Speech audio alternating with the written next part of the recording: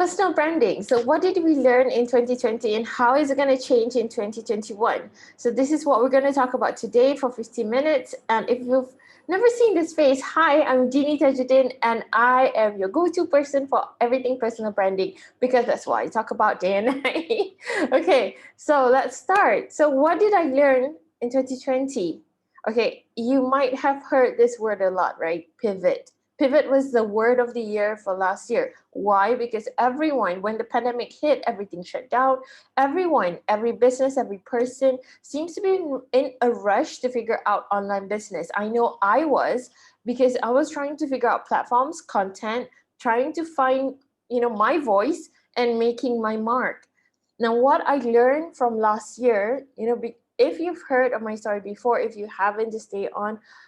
Basically, what happened last year was I lost one of my incomes last year when the pandemic hit. And that kind of brought my knees to the ground.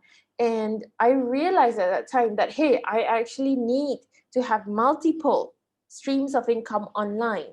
It's more important than ever. So that was one of the lessons I learned last year. The next lesson was online presence is our asset. Having your own platform is a digital real estate and you can charge rent and entry. All right. And that's amazing. Okay. So, lesson number three that I learned last year was businesses that thrive are businesses that solve real problems and give results. So, when you build relationships, genuine relationships, being authentic in your message and how you deliver and how you serve, it leads your customers being your advocates and becoming a part of your community, which is key. So those are the three lessons that I learned last year. So what does 2020 hold? No, I'm sorry, 2021 holds. Well, 2021, based on my research, shows that it is a year for virtual connection. Now, whether you're building the next tech unicorn or working towards a successful solopreneurship, one-man show, or working for a thriving company, investing in your personal brand has never been more important. Yes, even when you're working for a company, you're a staff, you're an employee, you're a manager, you're an executive, you still need to invest in your personal brand. Now, the same way how the internet amplifies an outstanding personal brand factor by 10, you know how people get viral? Yeah, the same applies to horrible brands, but then in the exact opposite direction, right? So having no brand and no online presence can put you into oblivion 10 times faster than before. Now, why is that? It's because everyone is last year pivoting online.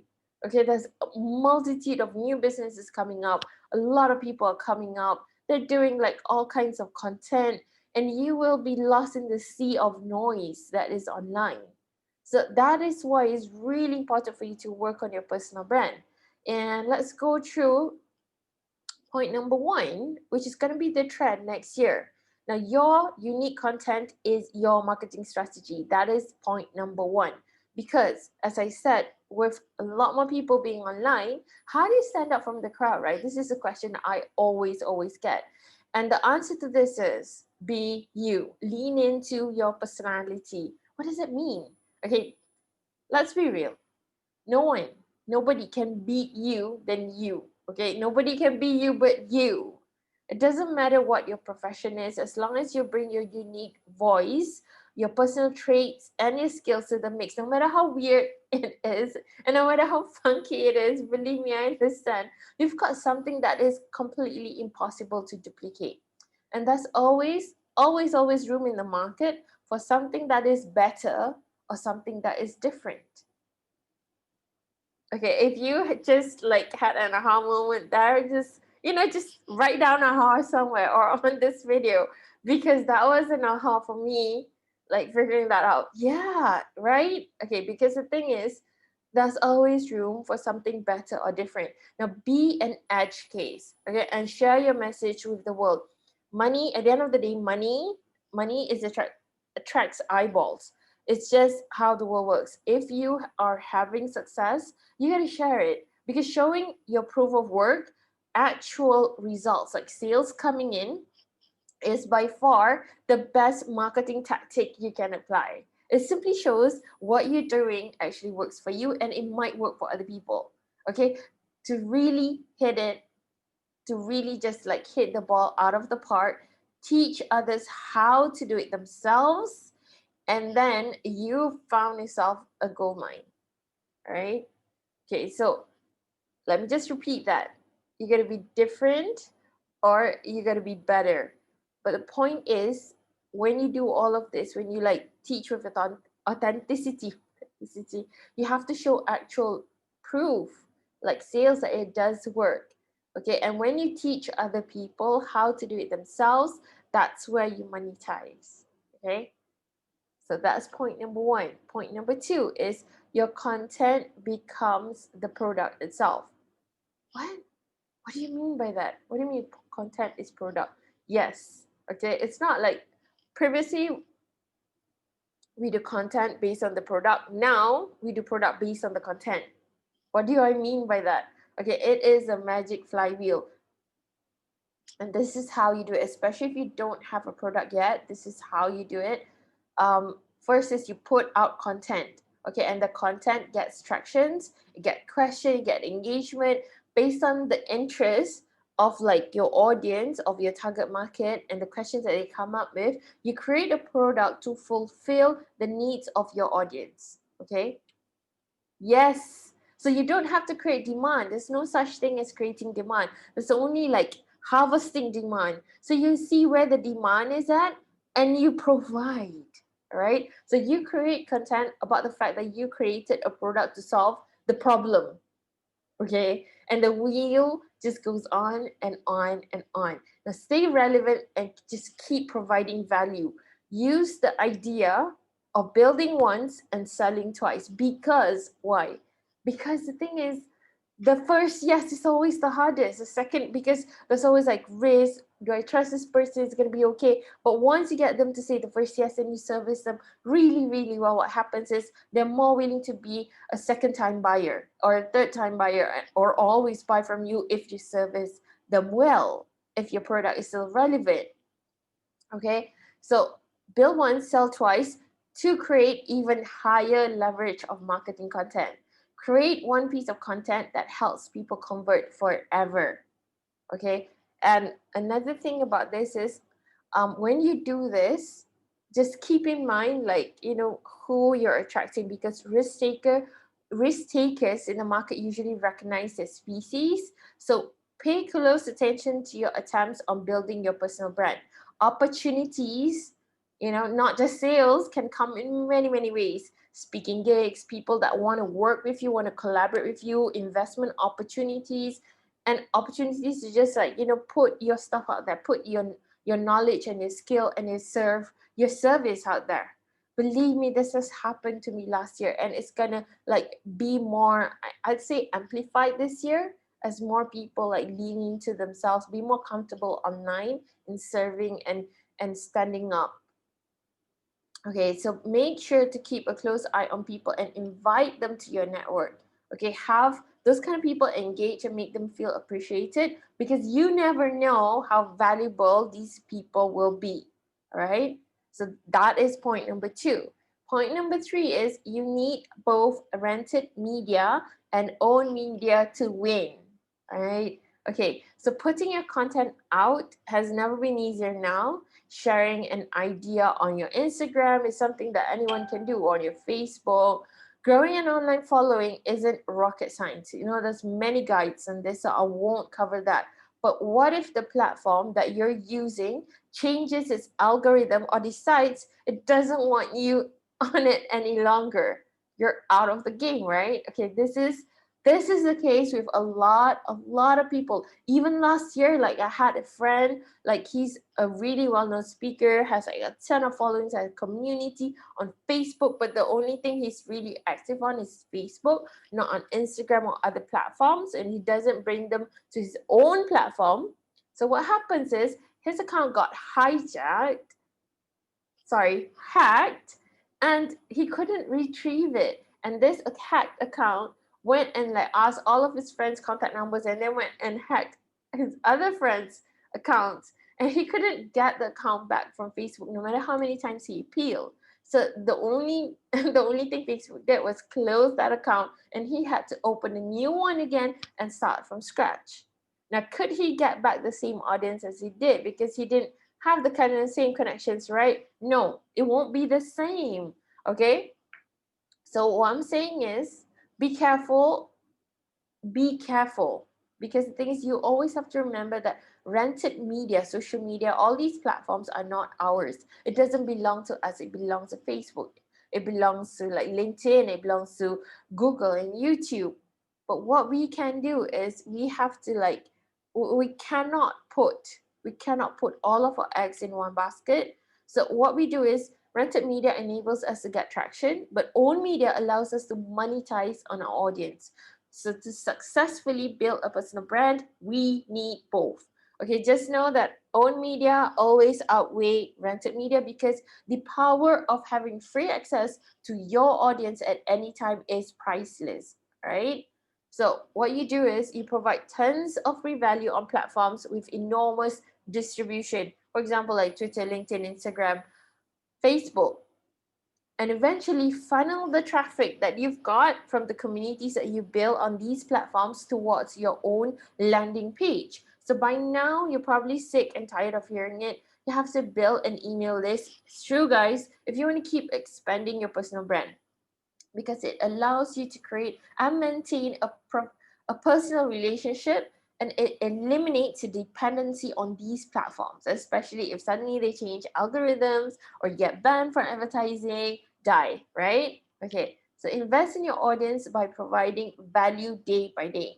In this way, by the moment that you want to harvest it, and you're going to be taking off like a rocket because you already have that base, right? So that is point number three. So point number four is a vanity metric for deeply insecure people. What is that? Likes, followers. Okay. Thing is, followers are nice, but they don't pay the bills. I get this question a lot. Hey, Dini, I want to build my personal brand, but how can I grow like my followers? Can I like get more followers? How can I get more likes? And usually the answer that I give them is something that they don't like because everybody wants a shortcut, right? But thing is, what you need to focus on are not those vanity metrics, guys. Why? Because the thing is, you need to focus on content because content leads you to start a business, but it always requires having fans. Now, fans are people who want to stay in touch with you, and well, you want to also stay in touch with them. So, someone engaging with your content online can evolve in a few ways. The first one is a reader. What they do is just they read your work or they watch your videos. And the next one is a follower, a person who actually follows you actively, like put on post notifications, so they are always aware of your next post or whatever that you do on social media. And the next one is a subscriber. These persons have like, you know, they've been like harvested from all of these platforms, these social medias, and they've gone on to your own platform to become your subscriber, right? So a fan who you can speak to whenever you want. This is awesome. Okay, the next stage is a customer. Now this fan who buys something from you because they want a problem solved. And the next level is a super fan, a fan who will always buy whatever that you charge money for. Or most likely they will buy if it's relevant for them. So that's a repeat customer. Okay, so you can build businesses from just super fans alone.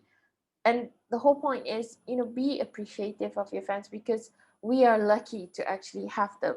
And a personal brand allows you to monetize from your audience one day, but you got to do the work, right?